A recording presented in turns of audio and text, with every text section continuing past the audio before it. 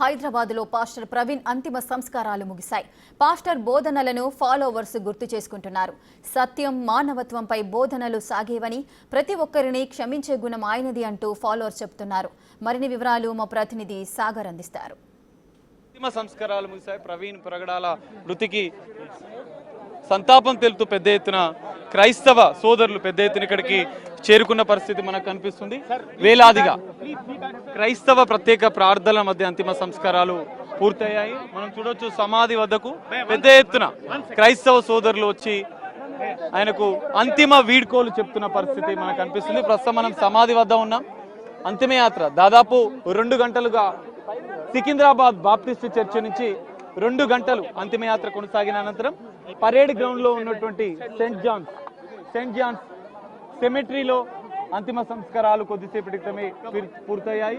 పెద్ద ఎత్తున క్రైస్తవ సోదరులు ప్రవీణ్ ప్రగడాలకు చివరిగా అంతిమ వీడ్కోలు తెలిపేందుకు వేలాదిగా తరలి వచ్చారు. ప్రవీణ్ ప్రగడాల బోధనలు, ఆయన సందేశాలు ఎట్లా ఉంటుండే? ఆయన నీతి మార్గం నడవడానికి కుటుంబ వ్యవస్థను, ఒక నీతి పరిశుద్ధమైన జీవితాన్ని, పాప సంబంధమైన జీవితాన్ని త్యజించి క్రీస్తు కొరకు ఆ యొక్క నిత్యజీవ మార్గంలో వెళ్ళడానికి ఎన్నో అద్భుతమైన బోధనలు ఆయన చేశారు.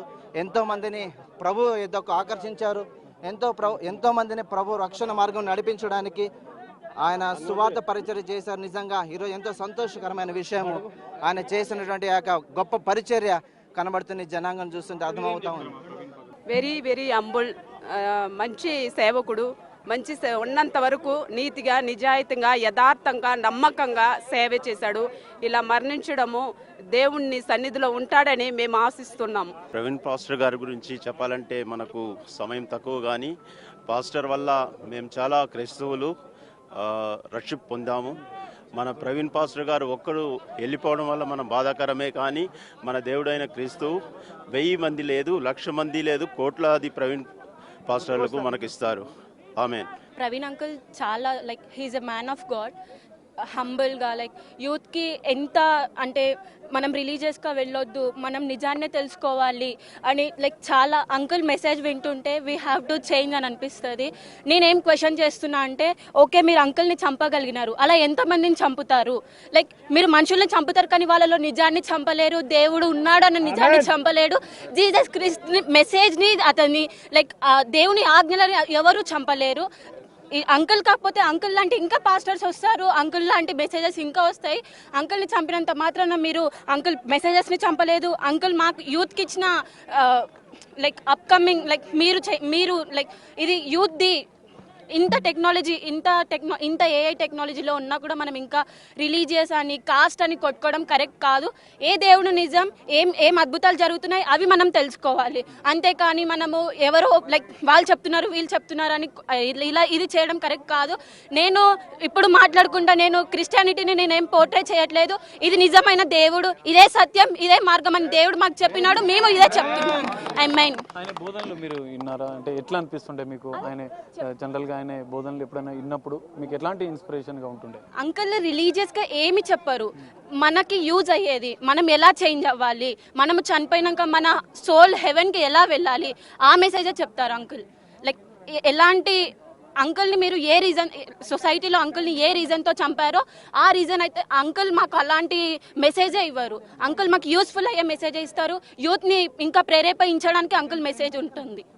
ఈ దైవజనులు ప్రవీణ్ పగడాల గారు మరణము చాలా క్రైస్తవ సమాజానికి చాలా బాధాకరమైన విషయం. అయితే నేను చెప్పదలసింది ఏంటంటే, మనం ఇప్పుడు నెక్స్ట్ ఇంకొక వ్యక్తి అని పేర్లు మెన్షన్ చేసి చెప్తున్నటువంటి వ్యక్తుల్ని మనం ఎందుకు వాళ్ళని పేర్లు మెన్షన్ చేస్తూ ప్రతి ఏరియాలో తెలుగు రాష్ట్రాల్లో 2 రాష్ట్రాల్లో కూడా వారి మీద మనం కేసు పెట్టగలిగితే అది సుముటోగా పోలీస్ డిపార్ట్మెంట్ తీసుకొని వాళ్ళని బైండ్ ఓవర్ చేస్తారు. మనం ఏం చేస్తున్నామంటే పిరికి వాళ్ళగా యేసు ప్రభు ప్రేమను మనం చూపిస్తున్నాం, మనం క్షమిస్తాం, కానీ మన ప్రికాషన్స్ మనం తీసుకోవాల్సినవి మనం చేయాల్సిందిగా మనం ఉన్నాం. కాబట్టి మనందరం కలిసి మనం ఇట్లాగైపోయింది అని బాధపడేదానికంటే కూడా నెక్స్ట్ ఫర్దర్ ఏం స్టెప్ తీసుకోవాలనేది మనం చేయాల్సినటువంటి ఆలోచన చేయాలి. అందరూ కూడా దేవుని ప్రేమను చూపిస్తూ, అలాగే మనం ఒక భారత పౌరులుగా మన హక్కులను మనం నిలబెట్టుకోవడానికి, మన హక్కుల కోసం మనం పోరాడడానికి, మన ఓటుని ఎలా ఉపయోగించుకుంటున్నారో మన రైట్స్ని కూడా మనం ఉపయోగించుకోవడానికి మనం ముందుకెళ్ళాలని నేను ఈ యొక్క బిగ్ టీవీ ఛానల్ ద్వారా నేను తెలియజేస్తున్నాను. ఫస్ట్ ఆఫ్ ఆల్ మీ అందరికీ చాలా థ్యాంక్స్ అన్న మీడియాకి. ఎందుకంటే ఈ యొక్క ఇష్యూని ఇంత వేగంగా స్ప్రెడ్ చేస్తారు మీరు ఫస్ట్. ఎందుకంటే మీరు లేకపోతే మాత్రం ఖచ్చితంగా చెప్తున్నాను ఎవ్వరికి తెలియదు. బిగ్ టీవీ అనేది చాలా గ్రేట్ అన్న. మీరు ఎంతో ఛానళ్ళు ఉన్నాయి, చాలా ఉన్నాయి, నేను కాదంటలేను లేదంటలేను. కానీ ఎవ్వరు కూడా ఈ ఇష్యూని ముందర తీసుకొని వచ్చి చేద్దాం, ఎవరైతే ఏంది మనకి సమాజంలో ఉన్నాము, మేము వ్యక్తులము అనే సమాజం కోసం మీరు మాట్లాడినారు. చాలా చాలా చాలా ఈ యొక్క క్రైస్తవ లోకం గురించి కూడా నేను మాట్లాడలేదు, మొత్తం ప్రతి ఒక్క మనిషి గురించి కూడా మీరు అంటే ఈరోజు నా ఇంట్లో నాకు తప్పు జరిగింది నాకు ఉంది అనే ధైర్యము ఈ బిగ్ టీవీ వారు మా అందరికి కనిపించారు. చాలా చాలా చాలా థ్యాంక్స్ అన్న, మీకు చాలా థ్యాంక్ యూ.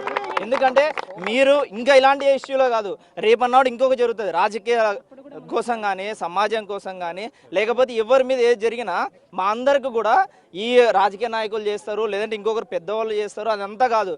మీడియా ఉంది, మీడియా మోస్ట్ పవర్ఫుల్ అని మీరు మరొకసారి నిరూపించారు. చాలా చాలా థ్యాంక్స్ అన్న బిగ్ టీవీ వారికి. బైబిల్లో ఒక మాట ఉంటుంది, మరణం తప్పించడం యెహోవా వశం. కానీ ఆయనకు అంగీకారం అయింది.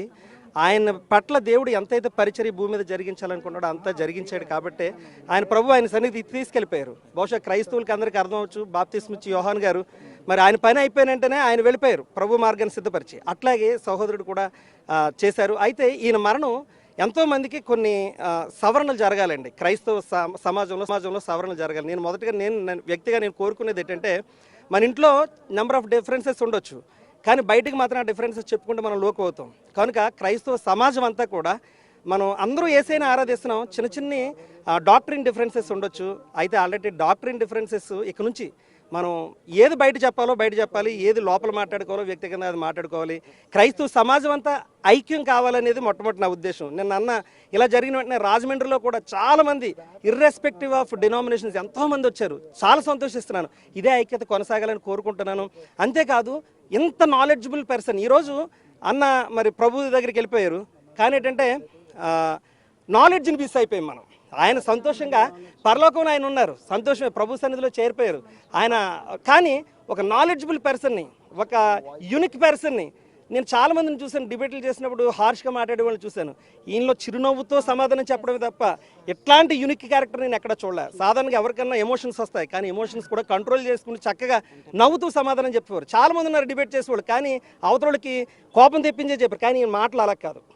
First of all I thank you, appreciate the Big TV. ఈ రోజులలో ఎక్కడైనా ఒక ఇన్సిడెంట్ జరిగిందంటే ఎన్టీవీ, టీవీ9, సాక్షి టీవీ ఇవన్నీ కూడా చాలా తొందరగా స్ప్రెడ్ అవుతుంటాయి. కానీ ఇలాంటి విషయం క్రైస్తవుల పట్ల జరిగినప్పుడు అది ఆ మీడియా అంతా ఏమైపోయిందా అని ఒక క్వశ్చన్ మార్క్గా మిగిలింది మాకు. ఈ బిగ్ టీవీ, ఆర్టీవీ తప్ప ఏ మీడియా కూడా రాకుండా అసలు మరి అంటే ఏం మ్యానిపులేట్ చేస్తున్నారో మాకు అర్థం కావట్లేదు. అమ్ముడు పోయే ఏమో మాకైతే అర్థం అవ్వట్లేదు. కానీ క్రైస్తవ్యం అంటే ఒక మతము కాదండి, మార్గము మాత్రమే. అన్న కూడా అదే బోధించాడు. ప్రవీణ్ పగడాల అన్న గురించి చెప్పాలంటే చాలా మేము అసలు ఏమి చెప్పలేమండి, అంత చెప్పేవారం కూడా కాదు మేము. అయితే అన్న చాలా అసలు అన్న డిబేట్లు చూసినప్పుడు వారు కోపంతో వేసిన క్వశ్చన్స్కి కూడా అన్న చిరునవ్వుతో అసలు ఎంత స్మైల్ ఫేస్తో అన్న ఎలాగో చేయగలిగాడో. అసలు ఇక్కడున్న తమ్ముళ్ళు చెల్లెళ్ళు ఉన్నారు, మనం నినాదాలు చేయడమే మాత్రము కాదు, కానీ అన్నలాగా మనము అన్నని ఇన్స్పిరేషన్గా తీసుకొని ఒక కోట్ల మంది ప్రవీణ్ అన్నలు పుట్టుకొని రావాలని నేను ఈరోజు కోరుకుంటున్నాను. క్రైస్తవ్యము మాత్రము యేసయ్య నిజమైన దేవుడు. అన్న మతము గురించి ఏ రోజు కూడా అసలు అన్న మాట్లాడలేదు, మార్గం గురించే మాట్లాడాడు, మానవత్వం గురించే మాట్లాడాడు. Thank you.